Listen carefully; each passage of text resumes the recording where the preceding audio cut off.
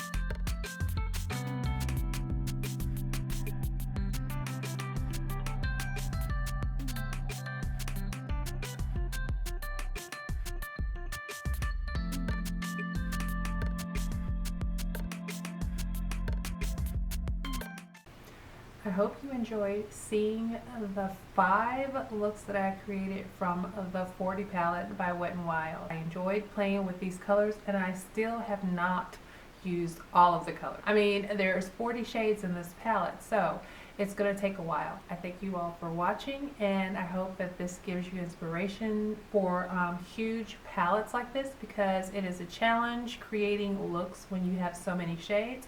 I hope that this inspires you, like I said, to just dive into using several different colors and just playing around with them and seeing what you come up with. Anyway, thank you all so much for watching. Take care, have a blessed day, and I will see you all on the next video, God willing. Take care. Bye-bye.